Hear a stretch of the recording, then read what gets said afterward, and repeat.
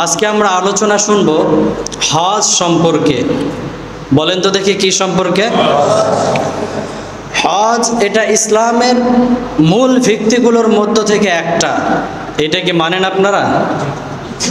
ইসলামের মূল ভিত্তি কয়টা?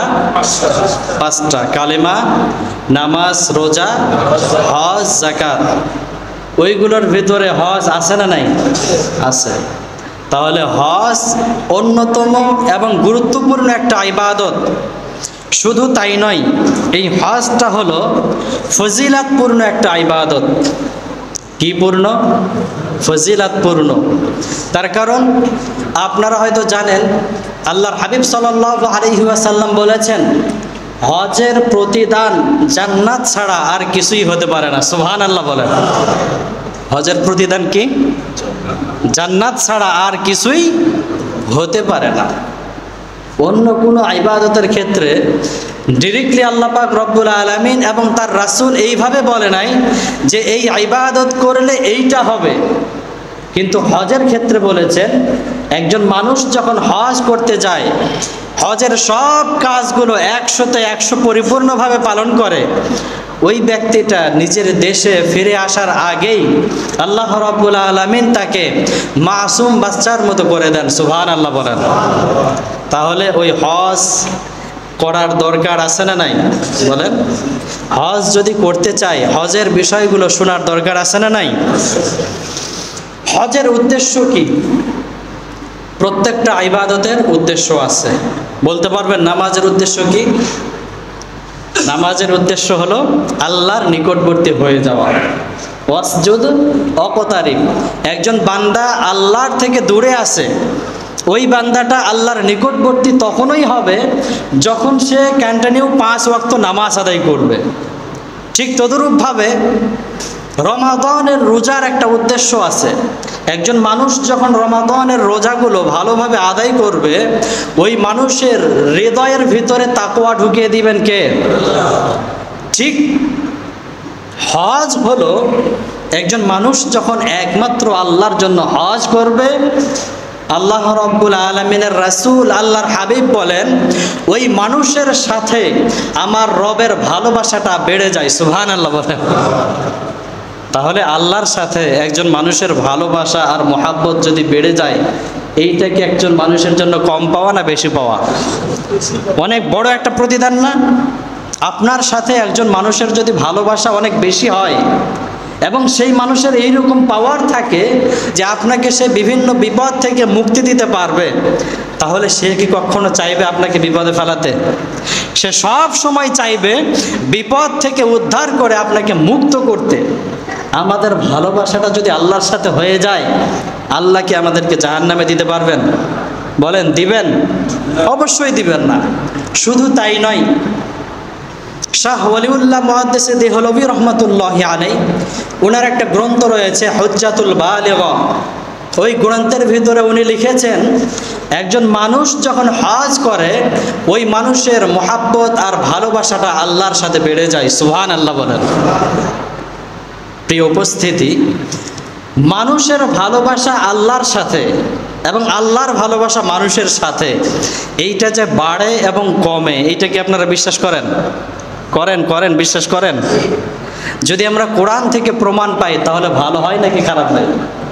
বলেন সবাই, ভালো হয় নাকি খারাপ হয়?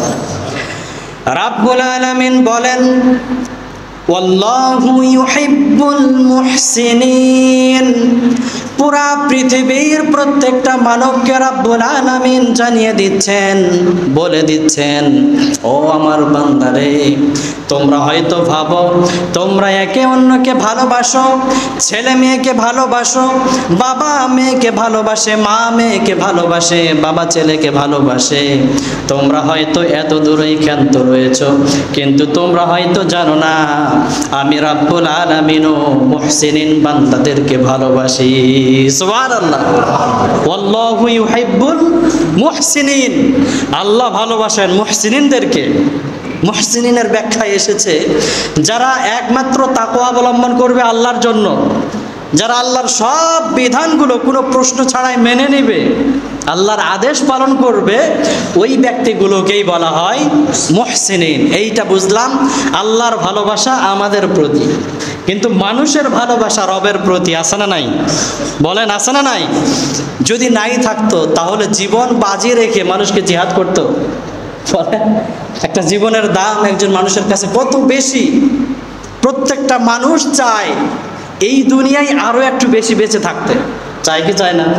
সবাই চায়।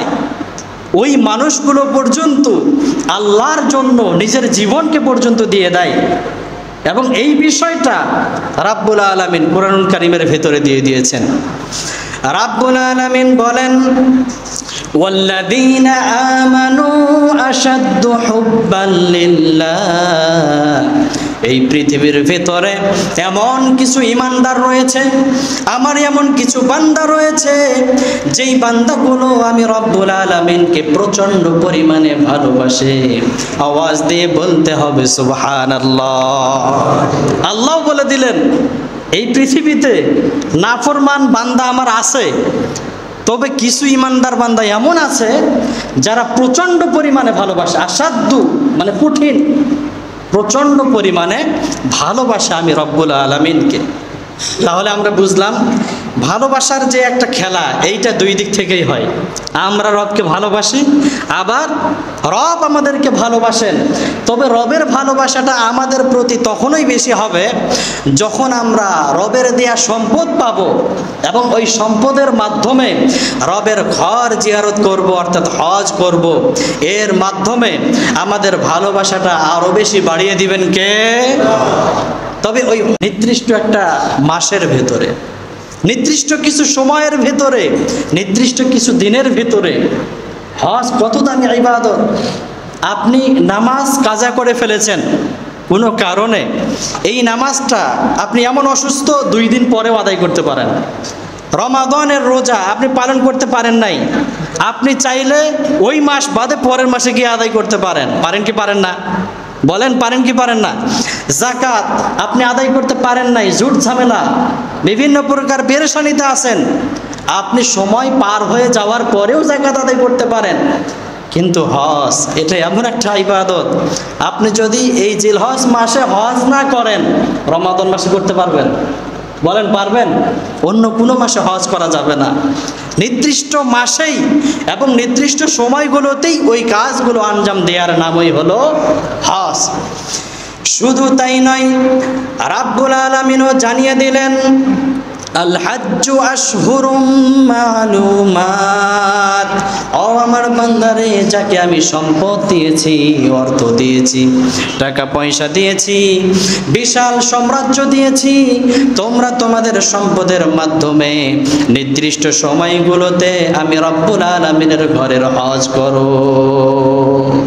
নির্দিষ্ট সময়ে আমার ঘরের জিয়ারত করো, আমার ঘরের হজ করো, বাইতুল্লাহ সফর করো। এই আদেশটা কার? নির্দিষ্ট সময়। এই জন্য দেখা যায় এই হজের আলোচনাটাও নির্দিষ্ট সময়েই হয়। যেহেতু আজকে আমরা হজ সম্পর্কে আলোচনা শুনবো, আর ডিরেক্টলি হজের মাধ্যমে রবের সাথে ভালোবাসা বাড়ে, তাহলে এই আলোচনাটা কি কম মনোযোগ দিয়ে শুনবেন নাকি বেশি? বলেন, সবাই বলেন, বেশি নাকি কম? বেশি যেহেতু মনোযোগ দিয়ে শুনবেন, সবাই একবার ইনশাআল্লাহ বলেন, ইনশাআল্লাহ। সম্মানিত উপস্থিতি, যেই ঘরকে বা যাকে কেন্দ্র করে আমরা হজ করি, আমরা যেখানে সমবেত হই, সে সম্পর্কেই প্রথমে কথা শুনবো আমরা ইনশাআল্লাহ। আমরা প্রথমেই বললাম মানুষের ভালোবাসাটা রবের সাথে বেড়ে যায় কিসের মাধ্যমে? হজের মাধ্যমে। আরে কথা বলেন, কিসের মাধ্যমে? হজের মাধ্যমে। মানুষের ভালোবাসাটা কার সাথে বাড়ে? আল্লাহর সাথে বাড়ে। এখন আসি দুনিয়াবি গুণাবলী নিয়ে। আপনি যাকে ভালোবাসেন তাকে আপনি কিভাবে পেতে চান? কাছে পেতে চান। চান কি চান না? বলেন। একজন মানুষ যখন আরো একজন মানুষকে ভালোবাসে, তাকে সে কাছে পেতে চায়, তার সাথে কথা বলতে চায়, তার সাথে দেখা সাক্ষাৎ করতে চায়। এইটা একটা মানবীয় গুণাবলীর অধিকারী, মানুষের একটা সিফাত। রাব্বুল আলামিন জানিয়ে দিলেন, ও আমার বান্দারে, আমি তোমাদেরকে সৃষ্টি করেছি, তোমাদের ভেতরে কিছু সিফাত আমি দিয়েছি, আমি জানি তোমরা আমাকে ভালোবাসো, আমি রব্বুল আলামিনকে তোমরা দেখতে চাও। অগো মানবীয় চক্ষু নিয়ে আমি রব্বুল আলামিনকে দেখা তোমার জন্য সম্ভব না, তবে হ্যাঁ, আমি রবের কিছু নিদর্শন এই পৃথিবীতে আমি রেখে দিলাম, যেই নিদর্শনগুলো দেখার মাধ্যমে তুমি তোমার ব্যাকুল হৃদয়কে কিছুটা হলেও ঠান্ডা করতে পারবে। সুবহানাল্লাহ। আল্লাহ রাব্বুল আলামিন উনি উনার কিছু নিদর্শন এই পৃথিবীতে রেখে দিলেন। কেন? তার কারণ উনি জানেন, ওয়াল্লাযীনা আমানু আশাদ্দু হুব্বাল লিল্লাহ, ইমানদারদের ভিতরে কিছু ইমানদার এমন আছে যারা প্রচণ্ড পরিমাণে আমি রবকে ভালোবাসে। আর ভালোবাসার গুণের অধিকার বা আশা হলো যাকে সে ভালোবাসবে তাকে দেখতে চাইবে, কিন্তু আমাকে যেহেতু দেখা অসম্ভব, মানবীয় চক্ষু দিয়ে আমাকে দেখা সম্ভব না, আমার মুসা তো আমাকে দেখতে পারে নাই, তোমরা তো মানুষ। এই জন্য রব্বুল আলামিন উনি উনার কিছু নিদর্শন এই পৃথিবীতে রেখে দিলেন, যে আমার নিদর্শন রেখে দিলাম, আমার নিদর্শনকে দেখো, আমার নিদর্শন দেখে বুঝে নাও আমি রব আছি, আর আমি রবও তোমাদেরকে ভালোবাসি। সুবহানাল্লাহ। সেই নিদর্শনগুলোর মধ্য থেকে সবচাইতে বড় নিদর্শন হলো বাইতুল্লাহ। বলেন সবাই আওয়াজ দিয়ে, কি বলেন? সবাই বলেন বাইতুল্লাহ। বাইতুল্লাহর ঘরের সফর করবেন তো ইনশাআল্লাহ? আল্লাহ পাক আমাদের সকলকে কবুল করুন, সকলে পড়ি আমিন। ওই ঘরটা হলো এই পৃথিবীর ভিতরে সর্বপ্রথম ঘর, এই পৃথিবীর ভিতরে সর্বপ্রথম ঘর। এই যে মসজিদ, আপনাদের মসজিদের চতুর্পার্শ্বে বাসাবাড়ি আছে না নাই? বড় বড় ফ্ল্যাট আছে না? এই বাসাবাড়িগুলো হওয়ার আগে সর্বপ্রথম যে ঘরটা হয়েছিল সেই ঘরটার নাম হলো বাইতুল্লাহ। এইটা কিভাবে হলো? এই পুরা পৃথিবী ছিল পানিময়। কি ছিল? পানি দ্বারা ভরপুর। আল্লাহ রাব্বুল আলামিন আদেশ করলেন ফেরেশতাদেরকে, ফেরেশতাদের মাধ্যমে ওই পানিগুলোর ভিতরে ঘূর্ণিঝড় তুলে দেওয়া হলো। পানিগুলো ঘুরতে শুরু করলো, ঘুরতে ঘুরতে এক পর্যায়ে পানির মাঝখানে, মানে পুরা পানিটার মাঝখানে কিছু ফানা জমা হলো। কি জমা হলো বলেন? ফানা জমা হলো। ওই ফানাটাকে আল্লাহ পাক রব্বুল আলামিনের আদেশে একটু শক্ত করে দেয়া হলো। এক পর্যায়ে ওইটাকে মাটির রূপে রূপান্তর করে দিলেন কে? আল্লাহ রব্বুল আলামিন। পৃথিবী সৃষ্টি হয়ে গেল। শুধু তাই নয়, রাব্বুল আলামিন আদম আলাইহিস সালাতু ওয়াস সালামকে সৃষ্টি করার পূর্বে 2000 বছর পূর্বে রাব্বুল আলামিন ফেরেশতাদের মাধ্যমে এই পৃথিবীতে একটা ঘর নির্মাণ করেছিলেন। সেই ঘরের নামটাও হলো বাইতুল্লাহ। সুবহানাল্লাহ। কিসের ইব্রাহিম, কিসের আপনি আর আমি? স্বয়ং আদম আলাইহিস সালাতু ওয়াস সালামকে সৃষ্টি করার 2000 বছর পূর্বে এই পৃথিবীতে যে ঘরটা নির্মাণ করা হয়েছিল ওই ঘরটার নামও হলো বাইতুল্লাহ। ওই ঘরকে আবার বলা হয় বাইতুল আতিক, অর্থাৎ পুরাতন ঘর। কেন সেটা? তার কারণ অনেক আগে তো হয়েছে, সর্বপ্রথম হয়েছে, এই জন্য ওই ঘরকে বলা হয় পুরাতন ঘর। শুধু তাই নাই, রাব্বুল আলামিন কুরআনুল কারীমের মাধ্যমেও আমাদেরকে জানিয়ে দিলেন, ইন্না আউওয়ালা বাইতিন উদিআ লিন-নাসি লাল্লাযী বিবাক্কাতা মুবারাকাও ওয়া হুদাল লিল আলামিন।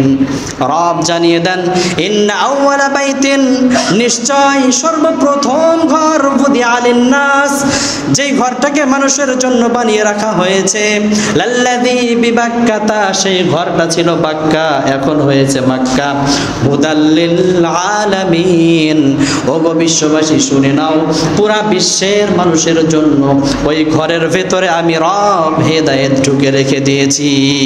সুবহানাল্লাহ। আল্লাহ রাব্বুল আলামিন নিজেই বলেন, ইন্না আউওয়ালা বাইতিন উদিআ লিন-নাস, মানুষের জন্য সর্বপ্রথম আমি যেই ঘরটা নির্ধারণ করেছি, বানিয়েছি, ওই ঘরটা হলো বাক্কা, যেই বাক্কার বর্তমান নাম হলো মক্কা।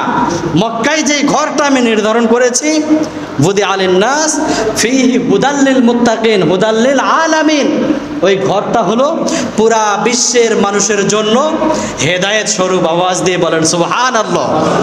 শুধু তাই নয়, আবু যর রাদিয়াল্লাহু তাআলা আনহু থেকে বর্ণিত, উনি একবার আল্লাহর হাবিব সাল্লাল্লাহু আলাইহি ওয়াসাল্লামকে প্রশ্ন করলেন, ইয়া রাসূলুল্লাহ, আমার জানতে বড় ইচ্ছে হয়। আল্লাহর হাবিব বললেন, কি জানতে ইচ্ছে হয়? উনি বলেন, আইয়ু মাসজিদিন ওযিআ ফিল আরদি আওয়ালান। ওগো আল্লাহর হাবিব, এই যে পৃথিবী, এই পৃথিবীতে সর্বপ্রথম কোন ঘরটা নির্মাণ হয়েছে? সুবহানাল্লাহ বললেন না? কি সুন্দর একটা প্রশ্ন। উনি প্রশ্ন করলেন, ওগো আল্লাহর হাবিব, এই যে আমরা যে পৃথিবী দেখছি, এই পৃথিবীতে সর্বপ্রথম কোন ঘরটা নির্মাণ হয়েছে? আল্লাহর হাবিব সাল্লাল্লাহু আলাইহি ওয়াসাল্লাম জানিয়ে দিলেন, আল মসজিদুল হারাম। ওগো আমার সাহাবী আবু যর, এই পৃথিবীতে আমার রব সর্বপ্রথম যেই ঘরটা নির্মাণ করেছেন, সেই ঘরটার নাম হলো মসজিদুল হারাম, অর্থাৎ বাইতুল্লাহ। মসজিদুল হারাম যেই ঘরটা, ওই ঘরটার নাম হলো বাইতুল্লাহ।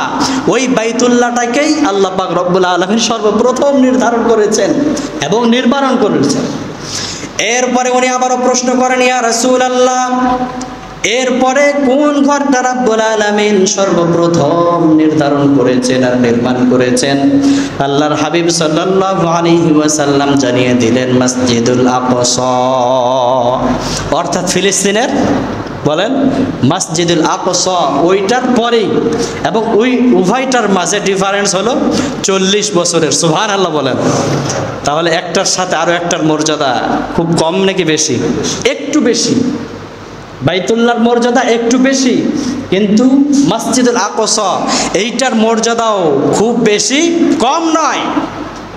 শুধু তাই নয়, আল্লাহর হাবিব সাল্লাল্লাহু আলাইহি ওয়াসাল্লাম জানিয়ে দিলেন, ওগো আমার সাহাবী, ওই মসজিদুল আকসাকে রাব্বুল আলামিন এত বেশি ফজিলতপূর্ণ করেছেন, এই পৃথিবীতে রাব্বুল আলামিন যতগুলো বড় বড় নবী পাঠিয়েছেন, প্রায় সব নবীর কবর রয়েছে ওই মসজিদুল আকসা এর চতুর্পার্শ্বে। সুবহানাল্লাহ। বাইতুল মসজিদুল আকসা, ওইটার চতুর্পার্শ্বে অনেক বড় বড় নবীর কবর রয়েছে, ওইটার সম্মানও কিন্তু কম না। বলছিলাম, এই পৃথিবীতে সর্বপ্রথম ঘর যেটা নির্ধারিত হয়েছে, নির্মাণ হয়েছে রবের আদেশে, ওই ঘরটার নাম হলো বাইতুল্লাহ। শুধু তাই নয়, এরপরে রাব্বুল আলামিন জানিয়ে দিলেন, ফিহি আয়াতুম বাইয়িনাতুম মাকামু ইব্রাহিম ওয়া মান দাখালাহু কানা আমিনা। ওগো আমার প্রিয় নবী, তুমি কি জানো যেই ঘর আমি বাইতুল্লাহ হিসাবে নির্ধারণ করলাম, যেই ঘরটাকে আমি আদম সৃষ্টির 2000 বছর পূর্বে নির্ধারণ করে দিলাম, ফিহি আয়াতুম বাইয়িনাতুম মাকামু ইব্রাহিম, অনেকগুলো বড় বড় স্পষ্ট নিদর্শন আমি সেখানে রেখে দিয়েছি। সেইগুলোর মধ্য থেকে একটা হলো মাকামে ইব্রাহিম, যেই মাকামে ইব্রাহিমের উপরে চড়ে আমার ইব্রাহিম ওই বাইতুল্লাহকে নির্মাণ করেছিল। সুবহানাল্লাহ। বাইতুল্লাহর পার্শ্বে যেটা আছে সেটা হলো মাকামে ইব্রাহিম। ওই মাকামে ইব্রাহিমটা হলো রবের পক্ষ থেকে বড় বড় নিদর্শনগুলোর মধ্য থেকে একটা নিদর্শন। আল্লাহ এবার বোঝাচ্ছে, সর্বপ্রথম আমি ঘর নির্মাণ করলাম বাইতুল্লাহ, এবং তোমরা যে বাইতুল্লাহতে আসবে কেন, তার কারণ বাইতুল্লাহর চতুর্পার্শ্বে আমি কি কি রেখে দিয়েছি আগে তোমাদেরকে আমি প্রলোভন দেখাই। দেখানোর পরে তোমরা যদি আমার প্রকৃত বান্দা হয়ে থাকো, অবশ্যই তোমরা সেখানে আসতে চাইবে। সুবহানাল্লাহ বলেন। আল্লাহ পাক সর্বপ্রথম বলে দিলেন মাকামে ইব্রাহিম, আমি সেখানে মাকামে ইব্রাহিম রেখে দিয়েছি। এরপরে রাব্বুল আলামিন জানিয়ে দিলেন, ইন্নাস সাফা ওয়াল মারওয়াতা মিন শাআইরিল্লাহ। ওগো পুরা বিশ্বের মানুষ শুনে নাও, আমি সেই বাইতুল্লাহর চতুর্পার্শ্বে অনেকগুলো নিদর্শন রেখে দিয়েছি। সেই নিদর্শনগুলোর মধ্য থেকে একটা নিদর্শন হলো সাফা আর মারওয়া। যেই সাফা আর মারওয়ায় আমার হাজেরা ইসমাইল আলাইহিস সালাতু ওয়াস সালামের পানির জন্য দৌড়াদৌড়ি করতেন। আমার হাজেরা দৌড়াদৌড়ি করেছে পানির জন্য, ইব্রাহিম তাকে সেখানে রেখে গিয়েছিল। ওনার সেই দৌড়াদৌড়ি আমার অনেক পছন্দ লেগেছে। এই জন্য আমি পৃথিবীর শুরু থেকে নিয়ে একদম শেষ পর্যন্ত যতগুলো হাজী সাহেব যাবে, প্রত্যেকটা হাজী সাহেবকে সাফা আর মারওয়ায় দৌড়াদৌড়ি করা লাগবে কি লাগবে না বলেন? এবং এটা হজের একটা রকম, আপনাকে সেখানে দৌড়াদৌড়ি করতে হবে। ওইটাও রবের নিদর্শনগুলোর মধ্য থেকে একটা নিদর্শন, আওয়াজ দিয়ে বলতে হবে সুবহানাল্লাহ। শুধু তাই নয়, আল্লাহর হাবিব সাল্লাল্লাহু আলাইহি ওয়াসাল্লামের মাধ্যমে রাব্বুল আলামিন জানিয়ে দিলেন, ও গো আমার বান্দারে, আরো অনেকগুলো নিদর্শন রেখে দিয়েছি। সেই নিদর্শনগুলোর মধ্য থেকে এটাও একটা নিদর্শন, আল মাউ বিইরুজ জামজাম, অর্থাৎ জমজম কূপের পানি। এই জমজম কূপের পানি আমার প্রকৃত হাজী যখন পান করবে, সাথে সাথেই সেই হাজীর হৃদয়টাকে ঠান্ডা করে দিবেন কে? আল্লাহ তার হৃদয়টাকে ঠান্ডা করে দিবেন। সব কিছু আল্লাহ পাক সিস্টেম করে দিলেন। আগে ঘর বানালেন, মাকামে ইব্রাহিম দিলেন, সাফা মারওয়া, জমজম কূপের পানি, সব কিছু দেওয়া শেষ। মানে ওখানে যা কিছু প্রয়োজন এবং উপযোগী যা কিছু দরকার, এইগুলা ছাড়াও সব কিছু দেওয়ার পরে আল্লাহ রাব্বুল আলামিন এইবার ইব্রাহিমকে আদেশ করছেন, ও গো ইব্রাহিম, এখন তোমার কাজ হলো তুমি পুরা বিশ্বের মানুষদেরকে এলান করে দাও। সুবহানাল্লাহ বলেন, এলান করে দাও। সেটা কিভাবে? ইব্রাহিম আলাইহিস সালাতু ওয়াস সালাম যখন ঘর নির্মাণ করলেন, ওনার ছেলে কে ছিলেন? ইসমাইল আলাইহিস সালাতু ওয়াস সালাম। ইসহাক কিন্তু ওখানে ছিলেন না, উনি ছিলেন কোথায়? ফিলিস্তিনে। তার কারণ উনি ছিলেন বনি ইসরায়েলের মধ্য থেকে। ইসমাইল আলাইহিস সালাতু ওয়াস সালাম এবং ওনার বাবা ইব্রাহিম আলাইহিস সালাতু ওয়াস সালাম ঘর নির্মাণ করা শেষ। এক পর্যায়ে রবের পক্ষ থেকে আদেশ আসলো, ও ইব্রাহিম, সব কিছু সিস্টেম করে দিয়েছি আমি, এইবার তুমি পুরা বিশ্বের মানুষদের মাঝে এলান করে দাও, যেন প্রত্যেকটা মানুষ যারা সম্পদশালী আছে তারা যেন এসে আমার ঘরের জিয়ারত করে আর আমার নিদর্শনগুলোকে দেখে যায়। সুবহানাল্লাহ বলেন। ইব্রাহিম আলাইহিস সালাতু ওয়াস সালাম উনি মনে মনে চিন্তা করে, ও গো রব, আপনি আমাকে নবী হিসাবে বানিয়েছেন, এইটা আমি 100% বিশ্বাস করছি। আপনি যে বর্তমান মানুষগুলোর ভিতর থেকে আমাকে সবচেয়ে বেশি শক্তি দিচ্ছেন বা দিয়েছেন, এইটাও আমি বিশ্বাস করি। পাওয়ার দিয়েছেন, এটাও মানছি। মেধা দিয়েছেন, এইটাও মানছি। কিন্তু আমার মাথার ভিতরে এইটা ঢোকে না যে কিভাবে আমার আওয়াজ পুরা বিশ্বের প্রত্যেকটা মানুষের হৃদয়ে চলে যায়। সুবহানাল্লাহ বলেন।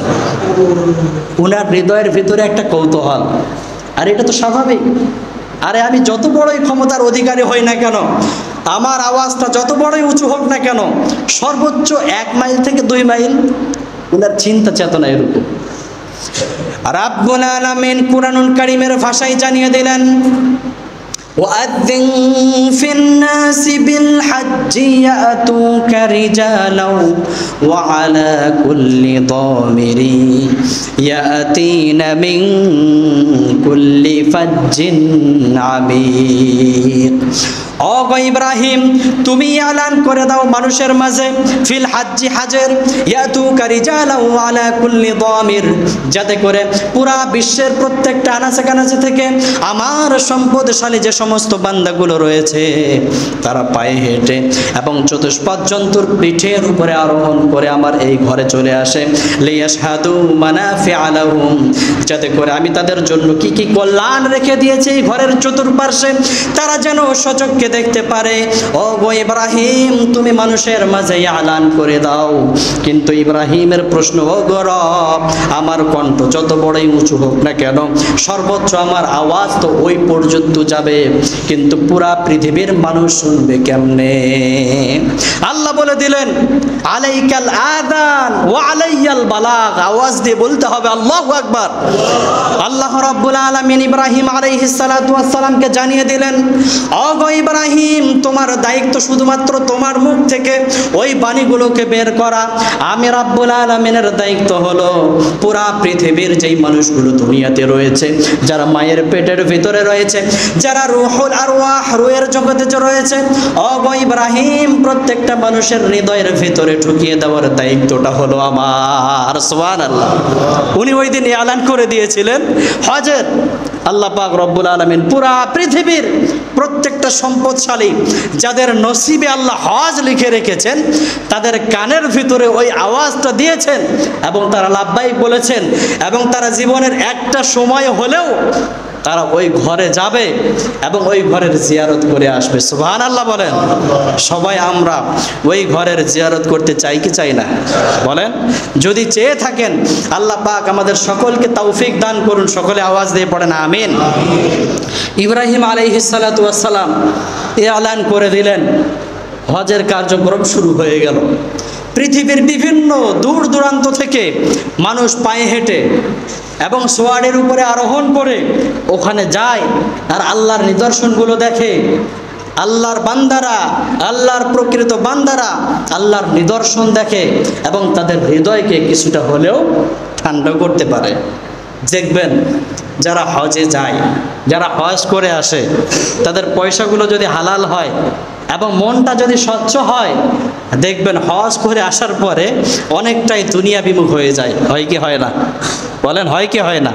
তার কারণ আল্লাহ বলে দিলেন, আমি আমার নিদর্শন এই পৃথিবীতে রেখে দিলাম, আর একজন প্রকৃত বান্দা ওই নিদর্শন দেখে এসে গুনাহের কাজ করবে। এটা কি হতে পারে? বলেন, হতে পারে?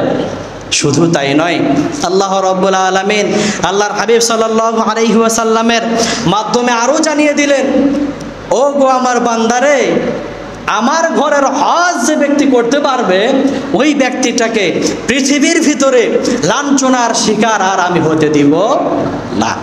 এই জন্য যারা দেখবেন হজ করে আসে, যদিও দেখা যায় মোটে অনেকগুলো টাকা নষ্ট হয়ে যায়, বাহ্যিকভাবে ব্যয় হয়ে যায়, কিন্তু আসার পরে দেখবেন ওই মানুষের সংসারের ভিতরে আরও বেশি বারাকা দিয়ে ভরপুর করে দিবেন কে? তবে হজটা কার উপরে ফরজ, এইটাও আল্লাহ বলে দিয়েছেন কিনা? বলেন, দিয়েছেন কিনা? আল্লাহ পাক রব্বুল আলামিন এটাও বলে দিয়েছেন যে, ও আমার বান্দা, তোমার কিছু অর্থ সম্পদ হয়েছে, ওই অর্থ সম্পদগুলো ব্যয় করে তুমি আমার রাস্তায় হজ করতে আসবে, আর তোমার বাসা বাড়ি থাকবে না, তোমার ওইটা থাকবে না, এইটা থাকবে না, পরিবার কষ্ট করে চলবে, এটা আমি চাই না। তোমার যদি সম্পদ অধিক পরিমাণে থাকে, তবেই তুমি আমার রাস্তায় হজ করতে আসো। সেটা কিভাবে? আল্লাহ রাব্বুল আলামিন কুরআনুল কারীমের ভেতরেই আমাদেরকে জানিয়ে দিচ্ছেন, ওয়ালিল্লাহি আলান নাসি হিজ্জুল বাইতি মান ইসতাতাআ ইলাইহি সাবিলা। মানুষের মধ্য থেকে যাদেরকে আল্লাহ রাব্বুল আলামিন এই পরিমাণ সম্পদ দিয়েছেন যে হজ করতে যাওয়া এবং আসার মতো সামর্থ্য আছে, এবং এই সময়টাতে তার পরিবার নরমালভাবে চলতে পারে, তাহলেই ওই ব্যক্তির উপরে হজটাকে ফরজ করে দিয়েছেন কে? আওয়াজ হলো না। ওই ব্যক্তির উপরে হজ ফরজ করে কে? আল্লাহ রাব্বুল আলামিন আপনার উপরে, আমার উপরে কখন হজ ফরজ করবেন? যখন আমি বাইতুল্লাহতে যেতে পারবো, আবার আসতে পারবো, এই পরিমাণ সম্পদ আমার থাকবে।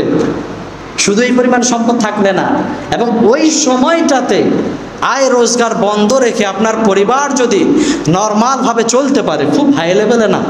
এখন যদি আপনার সন্তান বলে আমি 1 কোটি টাকা লাগবে আমার এই 2 দিনের ভিতরে, এখন আপনি দেখতেছেন আমার সন্তানের 1 কোটি টাকা লাগবে, আমার আছে 50 লাখ, ওকে তো আমি 1 কোটি টাকা দিতে পারবো না, তাহলে হয়তো মনে হয় আমার 2 কোটি টাকা থাকলে হজ ফরজ হবে।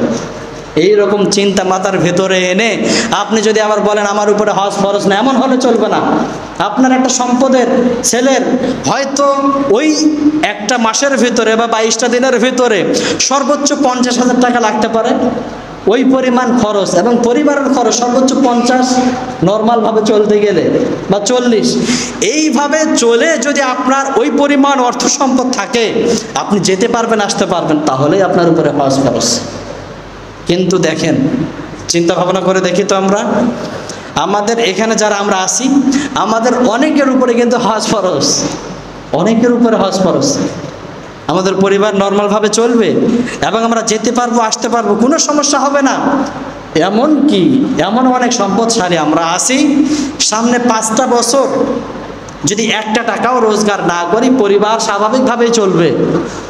সামনে 5 বছর একটা টাকাও যদি আয় রোজগার না করি, খালি খাই আর খাই, এরপরেও দেখা যাবে যে ব্যাংকের ভিতরে আরও 10-15 লাখ টাকা থাকবে। ওই মানুষটাও মনে মনে চিন্তা করে আমার উপরে মনে হয় হজ ফরজ হয় নাই। আছে না নাই বলেন?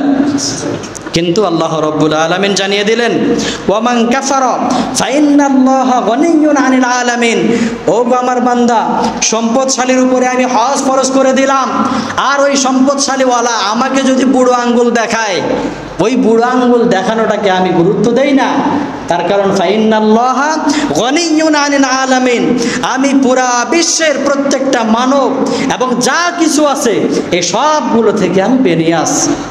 তোমরা যদি হজ করো তোমাদের গুনাহগুলো মাফ হবে। তোমরা যদি হজ করো আমার নিদর্শন দেখলে তোমাদের তাকওয়া বাড়বে, তোমাদের হৃদয়টা পরিষ্কার হবে, ইবাদতের ভিতরে মনোযোগ বাড়বে, তোমরা জান্নাত পাবে। তোমরা জান্নাত না পেয়ে যদি জাহান্নামে চলে যাও, আমি রবের এক চুল পরিমাণ কোনো ক্ষতি হবে না। এই জন্যই আল্লাহ পাক রব্বুল আলামিন হজ ফরজ হওয়ার বিধানের সাথে সাথেই আবার বলে দিলেন ওমান কাফারা ফাইন্নাল্লাহা গনিয়্যুন আনিল আলামিন। তার কারণ আল্লাহ তো জানেন যে এমন কিছু কিপটা মানুষ থাকবে, এমন কিছু দুর্বল ইমানের মানুষ থাকবে যাদের কাছে আমি রবের চাইতে তাদের সম্পদটা বেশি প্রাধান্য পাবে। আল্লাহ পাক তাদেরকে লক্ষ্য করেই বললেন তোমাদের থেকে আমি রব বেনিয়াস, তোমরা জাহান্নামী হও নাকি জান্নাতি হও ওইটা দেখার বিষয় আমি রবের নাই। এছাড়াও আরো অনেক ধমকি আছে যেগুলো সামনে সপ্তাহে বলবো ইনশাআল্লাহ। প্রিয় উপস্থিতি, এটা ছাড়াও আল্লাহ রাব্বুল আলামিনের রাসূল আল্লাহর হাবিব সাল্লাল্লাহু আলাইহি ওয়াসাল্লাম হজের অসংখ্য ফজিলত বর্ণনা করেছেন। হজের অসংখ্য ফজিলত বর্ণনা করেছেন। আমরা তো বাহ্যিকভাবে যেটা দেখি যে একজন মানুষ হজ করে আসলে তার মন যদি গুনাহের কাজ করতেও চায়, তার মন যদি চায় আমি একটু সুদ খাবো, তার মন যদি চায় আমি একটু ঘুষ খাবো, কিন্তু ওই যে একটা লেভেল তার নামের উপরে লেগে গিয়েছে হাজি সাহেব, সে একটু হলেও চিন্তা করবে কি করবে না? বলেন করবে কি করবে না? এই জন্যই তো অনেক মুহাদ্দিসিনে কেরাম বলেছেন যে একজন মুসলিমের জন্য দাড়ি রাখা এইটা আবশ্যকীয় বিষয়। কেন?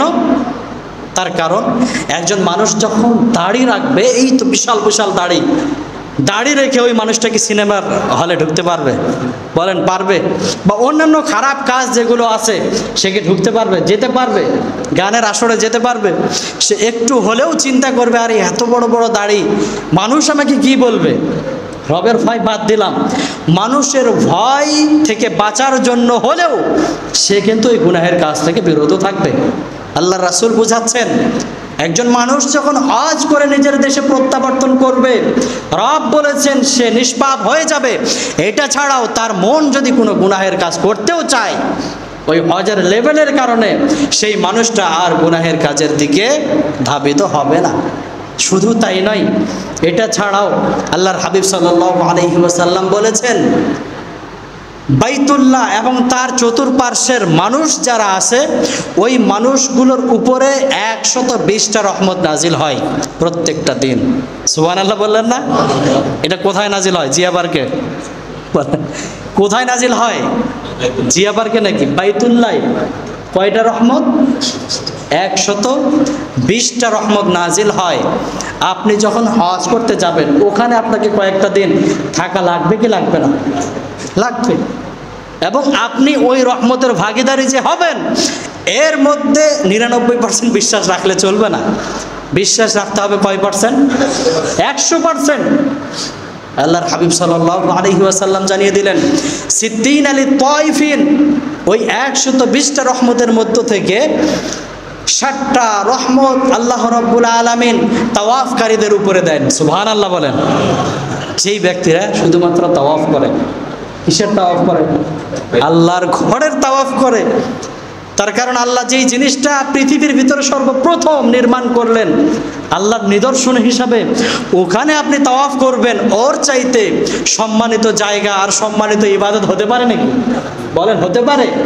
ওইটার যখন তাওয়াফ করবেন, ওই তাওয়াফকারী তাওয়াফ করা অবস্থায় আল্লাহ রাব্বুল আলামিন যখন রহমত নাজিল করবেন, ওই রহমতের 60টা রহমত ওই তাওয়াফকারীর উপরে আসবে। আর বাইনা লিল মুসাল্লিন, যারা তাওয়াফ বাদ দিয়ে নফল নামাজ আদায় করে, মনে মনে চিন্তা করে আরে বসে থেকে কি করব, ফেসবুক ঘেটে কি করব, ইউটিউব ঘেটে কি করব, অনেকে দেখা যায় যে সেলফি তোলে, মানে ভিডিও করে, মানুষকে দেখাবে, ফেসবুকে ছাড়বে যে আমি বাইতুল্লাহকে সামনে রেখে ছবি তুললাম, মানুষ জানুক যে আমি এখানে এসেছি এবং ভালো একটা কাজ করলাম, আমি আমার সম্পদকে ভালো কাজে ব্যয় করলাম। আরে ভাই, ওদের জন্য ফজিলত আছে, একটু পরে বলছি।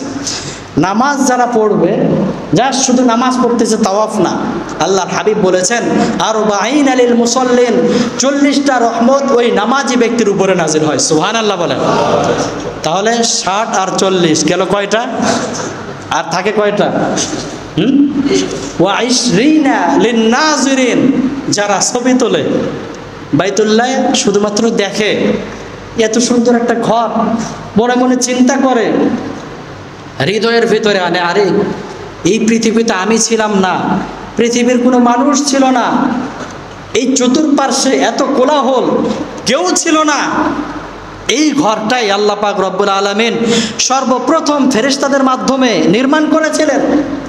এইরকম চিন্তা চেতনা হৃদয়ের ভেতরে এনে আকুল ব্যাকুলতার সাথে যখন আপনি ওই ঘরের দিকে নজর দিয়ে থাকবেন, আল্লাহর হাবিব সাল্লাল্লাহু আলাইহি ওয়াসাল্লাম জানিয়ে দিলেন 20 লিন-নাজিরিন, যারা তাওয়াফও করে না, নামাজও পড়ে না, জাস্ট শুধুমাত্র ওখানে ঘোরাফেরা করে এবং একটু ওই দিকে তাকায়, সেলফি তোলে, শুধুমাত্র দেখে থাকে, আল্লাহর হাবিব বলেন তাদের উপরও 20টা রহমত। সুবহানাল্লাহ বলেন।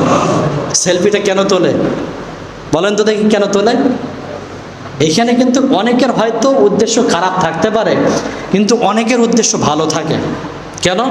আমার একটা সার্টিফিকেট, আমি আল্লাহর ঘরের পার্শ্বে দাঁড়িয়ে একটা প্রমাণ আমি হৃদয়ের ভিতরে রাখলাম, যতদিন আমি জীবিত থাকবো এটা দেখব, আর আল্লাহর কাছে চাইবো, ও গো আল্লাহ, আপনার ঘরের কাছে আমি গেছিলাম, আপনার ঘরের পার্শ্বে আমি দাঁড়িয়েছিলাম, ও গো আল্লাহ, আপনি আমাকে মাফ করে দেন। এইরকম আশাই মানুষের থাকে। 2-1টা তো খারাপ থাকবে, ওটা স্বাভাবিক, থাকবে কি থাকবে না? কিন্তু ম্যাক্সিমাম মানুষের হৃদয়ের উদ্দেশ্যটাই থাকে ভালো। কিন্তু যদি আমরা ওখানে না যাই, আমাদের অর্থ সম্পদগুলো খরচ না করি, তাহলে কি আমরা ওই ফজিলতের ভাগীদার হতে পারবো? বলেন, হতে পারবো? আল্লাহর হাবিব বলে দিলেন, মান হাজ্জা লিল্লাহ ফালাম ইয়ারফুস ওয়ালাম ইয়াফসুক রাজা কায়াউমিন ওয়ালাদাতহু উম্মুহু, যে ব্যক্তি একমাত্র আল্লাহর জন্য হজ করলো, অন্য কোনো মানুষকে দেখানোর জন্য না, ওই ব্যক্তি হজের সব কার্যক্রমগুলো শেষ করার সাথে সাথেই আল্লাহ রাব্বুল আলামিন তাকে মাসুম বাচ্চার মতো করে দিবেন। সুবহানাল্লাহ বলেন। এইটা তো দেখা যায় না, কিন্তু বাহ্যিকভাবেও যেইটা আমরা দেখি সেইটা হলো, একজন মানুষ হজ করলে কখনো সে পাপ কাজ করতে পারে না, এবং সমাজের ভিতরে ওই মানুষের সম্মানটাকেও বাড়িয়ে দেন কে? তাহলে হজ আমরা করবো তো ইনশাআল্লাহ? সবাই বলেন ইনশাআল্লাহ। আমাদের হৃদয়ে আশা আছে না নাই? এখন অনেকের প্রশ্ন, হুজুর আমার বাবা মাত্র 2 কাঠা জমিন রেখে গিয়েছে, কোনো মতো একতলা বাসা করে ওখানে থাকি, একটা রুমও তো ভাড়া দিতে পারি না, আমার আয় রোজগার মাসে মাত্র 20,000, যেটা আমার খেতে দিতে চলে যায়, আমি আবার কি নিয়ত করব?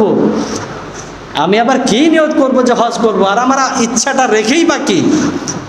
আল্লাহর হাবিব বলেছেন, একজন মুমিনের হৃদয়ে যদি হজের প্রকৃত আশা যদি থাকে, প্রকৃত আশা, যে হুট করে যদি সে অনেক সম্পদের মালিক হয়ে যায়, তাহলে তৎক্ষণাৎ সে হজ করবে, এইরকম মনের আশা আপনার আমার ভিতর যদি থাকে, এবং ওই সম্পদ হুট করে আমরা পেলামও না, মারা গেলাম, কিয়ামতের ময়দানে ওই ব্যক্তিটাকেও হাজিদের কাতারে উঠাবেন কে? আল্লাহ চাইলে তো সব কিছু করতে পারে। আল্লাহ আমাদেরকে সম্পদ দেয় নাই, আমরা হজ করতে যেতে পারি নাই, কিন্তু আমাদের নিয়তটা তো ছিল ওই লেভেলের যে আল্লাহ তুমি আমাকে যখনই সম্পদ দিবে আমি তো তখনই হজ করতাম, কিন্তু তুমি আমাকে সম্পদ দাও নাই, এজন্য আমি হজ করতে পারি নাই। দোষ তো আমার না, আপনি আমাকে দেন নাই, এইটা তো আমার দোষ না। আপনাকে আমাকে এই হাজিদের ফজিলত দেওয়াই লাগবে। এরকম প্রশ্ন তো আমরা করতেই পারি আল্লাহকে, পারি কি পারি না বলেন? পারি, অবশ্যই পারি। আল্লাহ সম্পদ দেয় নাই, হজ করতে পারি নাই, কিন্তু হৃদয়ের চাওয়ানিটা থাকতে হবে ওই পর্যায়ের যে সম্পদ পেলেই আমরা হজ করব। এইটা ছাড়াও একটা সুন্দর সিস্টেম হলো প্রতি মাসেই অল্প অল্প করে কিছু কিছু টাকা জমিয়ে রাখা। দেখবেন 10 বছর 20 বছর পরে ওই টাকা আপনার হজের জন্য পারফেক্ট হয়ে যাবে।